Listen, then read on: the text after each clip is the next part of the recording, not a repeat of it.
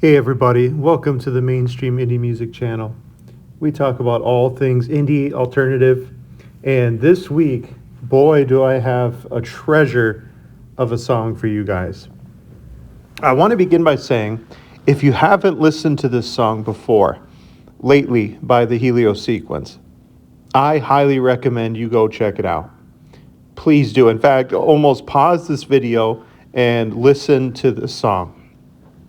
Even better, there's a live performance of the song that they do. I believe it's on KEXP, where, again, they perform the song live. I love it. The audio mixing of the song is fantastic. The drummer is just, he's absolutely unbelievable. And just the mixing of the layers of the song just works so perfectly. I almost recommend seeing that, but really to understand the song too, you got to get into the lyrics, so maybe that'll be a little too distracting. So anyway, I just highly recommend for you to listen to it. The song is a classic breakup song, and what makes it special in my eyes is the honesty and the openness of the song. Because are there breakup songs and kind of lovesick songs and so forth where maybe they use better vocabulary, better linguistic skills, better wordplay, so on and so forth? Oh, I mean, yeah, don't get me wrong, absolutely. In Lately by Helio sequence, there isn't really anything that's said that hasn't been said before. That's not really the issue. Again, like I said, it literally just seems like it was written by somebody who had just been broken up with, like the week before, and you're going to see what I mean in a moment, but let's dive into the song. Let's get into it. Now, what kind of plays along with the lyrics of this song is the simple arrangement of the music that's behind it.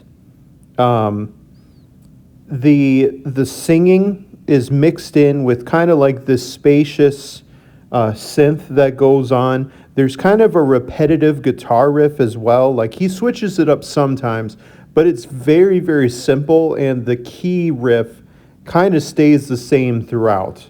And then if anything, there's an emotional build around each time. There's kind of like a chorus, but kind of not. Like maybe it's kind of, you could call it like a pre-chorus.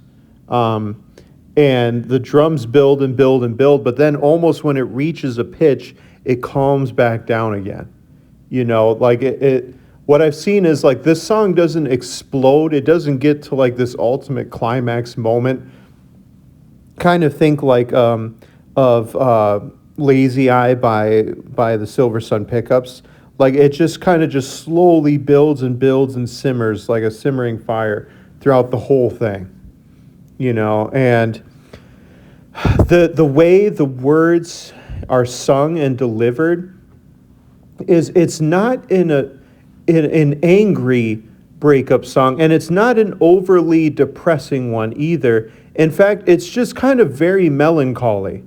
Almost like melancholy and peaceful, like it's somebody that's had their heart broken, and now they've kind of reached a point where they look back at like the time period of grief, like when, I'll use his own words, when he says like, I don't lay awake at night and think of all the empty words. I don't, chase my mind in circles, so on and so forth. Like, there's that kind of like obsession period. And as kind of like the narrator of the song is going through it, it's almost like now he's past that point and he's reflecting on that time period.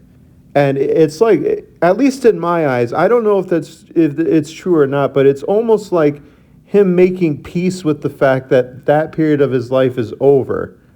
And, the chorus or the pre-chorus, like I said, kind of adds to that. But before we get to that, let's kind of go into some of these lyrics first.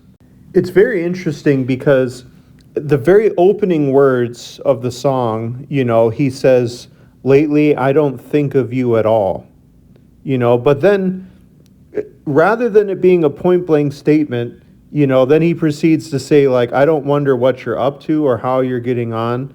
I don't wonder where you sleep at night or whose arms you wake in, right? And so at first you kind of think like, oh, okay, this is kind of a person who's kind of like bitter, and he's kind of trying to force the idea that the person's not on his mind anymore.